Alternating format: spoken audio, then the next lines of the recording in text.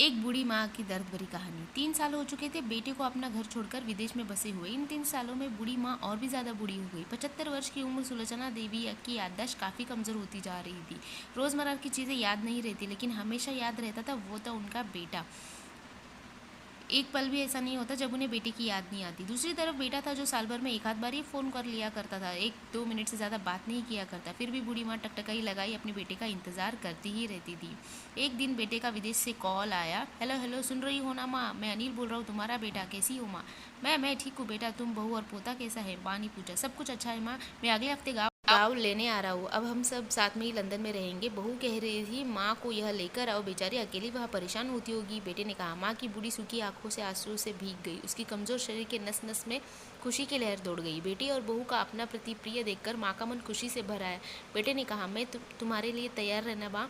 ज़्यादा छुट्टियाँ नहीं मिले, जिससे जितना पैसा लेकर रखना है रख लो। तब तक मैं प्रॉपर्टी से डीलर से बात कर लेता हूँ। घर के लिए? घर के लिए? माँ ने पूछे। हाँ माँ, गाँव का घर अब हम बेच देना पड़ेगा।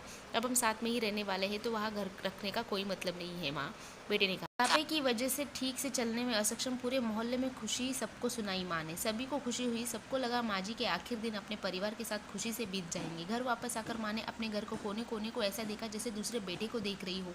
देखे भी क्यों ना, उस घर को अपने बेटे से कम थोड़ी समझा था। उसके पति के साथ 40 साल यहाँ पे बिताए थे, लेकिन अब मजबूरी थी कि बुढ़ापे में आखिर में बेटे और बहू के साथ बिताना चाहिए। दिल पर पत्थर रखकर माँ घर बेचने के लिए तैयार हो गई। आनंद फानंद में बेटे ने आधे दाम में घर बेच दिया, लेकिन जिन चीज़ों से दिल लगा था उन चीज़ों को समेटा और बेटे के साथ टैक्सी में बैठकर एयरपोर्ट चली गई। एयरपोर्ट पर आकर बेटे ने माँ से कहा, माँ तुम यहाँ बैठो, मैं सामान और बोर्डिंग पास की जांच कर आता हूँ। वहाँ वक्त लगता, खड़े रहना पड़ेगा, तुम्हें तकलीफ होगी। तुम यहीं आराम करो। मैं यूँ गया और यूँ आया। माँ मेज पर बैठ गई और बेटे का अंदर चले गया। काफ़ी समय हो गया, बेटा वापस नहीं लौटा। माँ सोचने लगी ज़्यादा भीड़ होगी इसलिए देर लग रही है। अंधेरा हो गया। अब माँ को चिंता होने लगी। एक कर्मचारी ने आकर पूछा, किससे मिलना है माँ जी? हाँ, आप क्यों आकर बैठी हो? डरती हुई आवाज़ में सुलोचना देवी बोली, मैं मेरे बेटा अंदर सामान की जांच करने गया है, लंदन जा रहे हैं हम। नाम क्या है आपके बेटे का? कर्मचारी ने पूछा। अनिल नाम है मेरे बेटे का, सुलोचना देवी ने बताया। कर्मचारी अंदर गया और थोड़ी देर बाद लौटा।